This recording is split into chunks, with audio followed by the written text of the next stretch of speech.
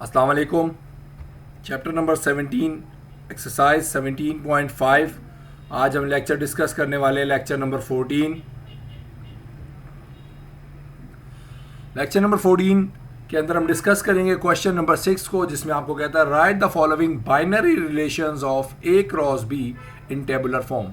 आपको सबसे पहले तो क्या करना है, ए क्रॉस बी निकालना है, फिर उसके अंदर जो बाइनरी रिलेशन बनेंगे उसमें से आपको कुछ रिलेशंस बताए हैं जो आपसे पूछे जाएंगे। ठीक है, दोबारा समझ लेते हैं क्या कह रहा है। आपको क्या कह रहा है, बाइनरी रिलेशंस बताने हैं किसके, ए क्रॉस बी के। अब ए क्रॉस बी कहा है इसलिए हम ए क्रॉस बी निकालेंगे। अगर बी क्रॉस ए आएगा तो जाहिर सी बात है पहले बी को क्रॉस करेंगे ए से, और अगर सिर्फ ए आएगा तो ए का मतलब ए क्रॉस ए निकालेंगे। और टेबुलर फॉर्म क्या होती है हम डिस्कस कर चुके हैं, इन्हीं नंबर्स की फॉर्म में लिखना है हमको।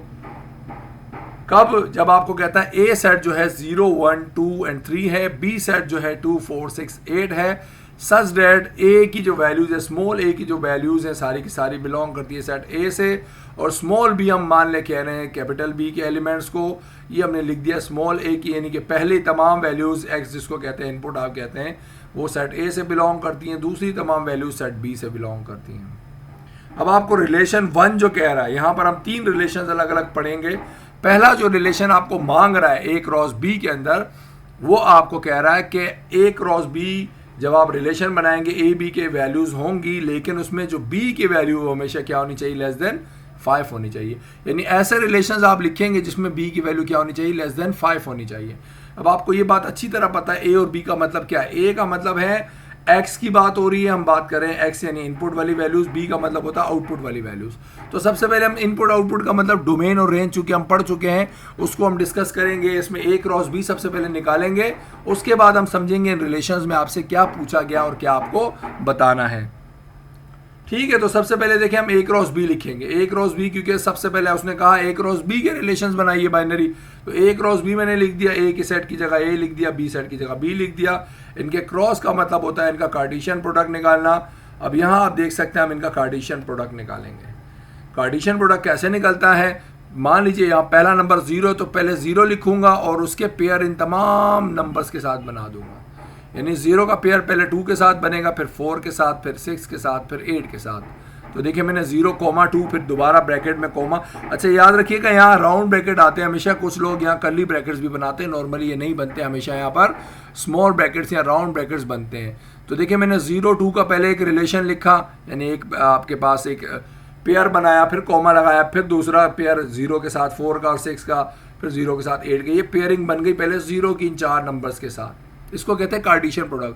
फिर इसके सेकंड एलिमेंट के पेयरिंग करूंगा तमाम एलिमेंट्स के साथ, यानी कि 1 को पहले 2 के साथ लिखूंगा, फिर 1 को 4 के साथ लिखूंगा, 1 को 6 के साथ लिखूंगा, 1 को 8 के साथ लिखूंगा, ये लिखा हुआ मैंने।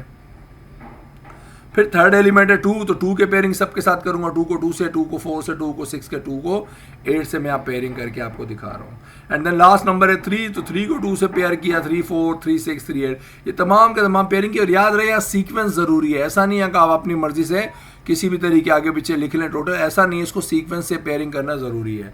मीन्स फर्स्ट एलिमेंट जो है आप पहले लिख रहे हैं तो सेकंड वाले बाद में थर्ड, तो इसमें सीक्वेंस ज़रूरी है, ऐसा नहीं है कि आप अपनी मर्जी से इसको आगे पीछे लिख लें, सीक्वेंस इसमें ज़रूरी है पेयरिंग की। तो ये हमने देखे शुरू में कर्ली ब्रैकेट लिखा और एंड में भी कर्ली ब्रैकेट बंद किया, क्योंकि चूंकि क्रॉस प्रोडक्ट निकल रहा है 2 सेट्स का, तो सेट्स की वैल्यू तो ब्रैकेट में आती है, बट जो अंदर पेयर बनते हैं वो हमेशा राउंड ब्रैकेट में आएंगे। ये बात याद रखिएगा, अंदर आपको दोबारा से ये ब्रैकेट नहीं बनाने कर्ली ब्रैकेट।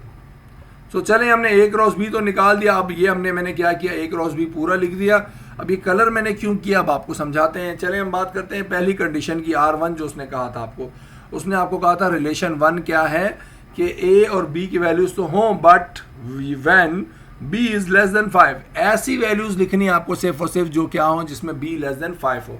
तो देखिए हमेशा पता है हम इन जो रिलेशन बने हमारे पास पेयरिंग है, पहला नंबर हमेशा ए होता है, दूसरा बी, यानी पहला एक्स और दूसरा वाई, तो पहला ए दूसरा बी, पहला ए दूसरा बी, ए बी, हर पेयर में आप देखें first term is A, second term is B, A B. तो अब हम यहाँ वो नंबर्स लिख के दिखाएंगे उसको जो उसने कहे हैं कि लेस देन 5 हो, यानी उसने कहा सिर्फ वो नंबर लिखें जिसमें बी की वैल्यू क्या होनी चाहिए, 5 से लेस होनी चाहिए।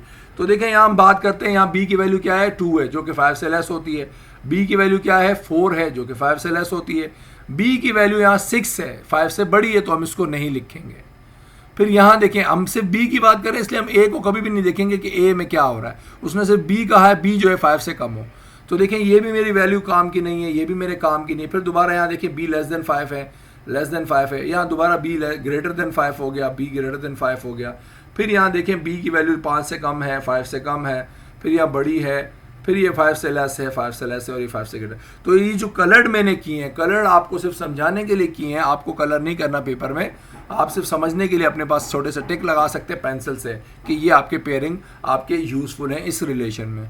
तो जो रिलेशन 1 है जिसमें आपको उसने कहा है कि रिलेशन बताइए ऐसे नंबर्स का जिसमें 5 की बी की वैल्यू 5 से कम हो, तो आप ये जो हमने अभी सारे टिक मतलब आपको टिक करने थे अपने पास पेंसिल से, या मैंने आपको समझाने के लिए कलर किए हैं, मैं इसको सीक्वेंस से लिखूंगा। पहले 0204 लिख दूंगा, देन 1214 लिख दूंगा, देन आपके पास 2224 लिख दूंगा और 3234। तो ये मेरा जो रिलेशन 1 है R1 जो आपसे पूछा था कि इसका क्या रिलेशन बनेगा, तो पहले हम हमेशा A क्रॉस B निकालेंगे, फिर उसके अंदर जो रिलेशंस उसने आपसे पूछे होंगे आप वो लिखकर उसको बताएंगे कि आपके जो रिक्वायर्ड रिलेशंस हैं वो ये हैं। ठीक है, ये तो हो गया पहला पार्ट रिलेशन 1। अब हम बात करते हैं रिलेशन नंबर 2 की। यहां पर